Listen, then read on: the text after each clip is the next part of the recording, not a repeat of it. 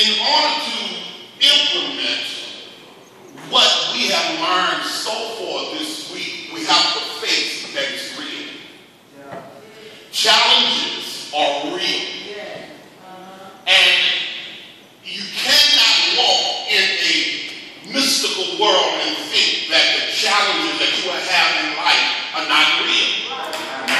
But every challenge has a strategy to overcome. All right? But you got to understand, it's a real challenge. Challenges are, it's a real place to be. So one of the things I'm finding out in our church as well, let me say on the corner of 4173 Fair at Penrose, is that a lot of times they don't understand that you have to implement what's been taught. And what the church does, we have gotten to having a hearing, teaching, and preaching with no implementation. Because if you implement it, then we won't have to reteach it. And a lot of times we can bring you to the next level of God because we got to teach it over again because you won't implement what was taught. Take a deep breath. I know I didn't come to pick today. I just come to help. And so God says, everything that we've heard this week, He said to me, if they can implement it, this city would change. My God.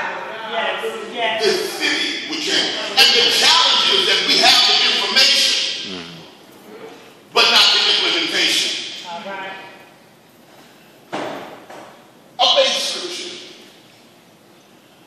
I'm going to give you two. Let's look at Romans 8. And 20, let's start at 27, I think. Romans 8:27. I've been going to say this in Congress for a long time. Dr. Dixon.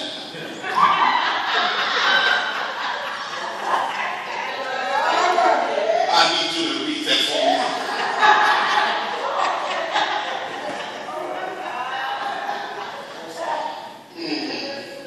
And he that searches the heart knoweth what is the mind of the Spirit, because he maketh intercession for the saints according to the will of God. Keep reading.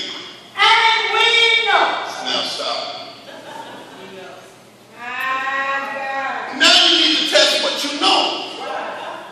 Because what has been taught this week should leave a point of knowledge in your spirit. Do you know anything? Or did you come for a spiritual refresher for excitement, or just to come together just to shout, scream, yell, and holler? Or what did you know? Come on. My God. Do you know that you're a dream girl? And you're changing? Do you know that? Do you know that you have the power source, but are you plugged in? Have you checked your plugs lately? Is the phone right? Are you a 2-prong or a 3-prong? I don't mean to mess with you. But what do you know? You got all this information, but what do you know about it? Or when you leave here, what you gonna take? And can you implement it? My God. Do you know who you are? What do you know? One of the battle that we have in life is that we don't understand that we don't know what we need. And what we know, we don't know. Because you act upon what you know. But you've been living in a place of gossip, and therefore your life has become gossip. So you don't know truth. Yes, sir. All right. And correct, Dr. Moss. And you implement gossip and not truth. That's something that hang around together. And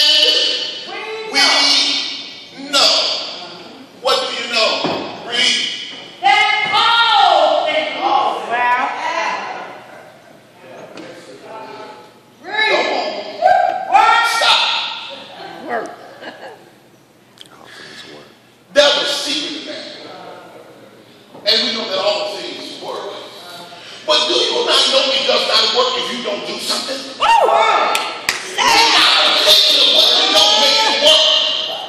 I quit. No, we shout on that, but we don't understand that there is a responsibility and an accountability to what we know that will work for our good.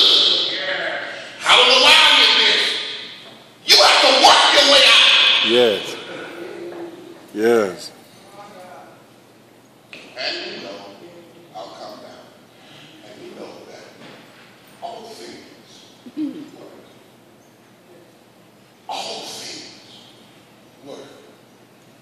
So how do you take an ugly and make it a good? All right, all right. Now watch this. Everything works together. It says nothing about God working something.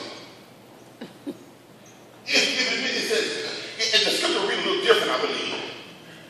It's what we know, that everything that we go through, we walk on through the process, and it works together for our good.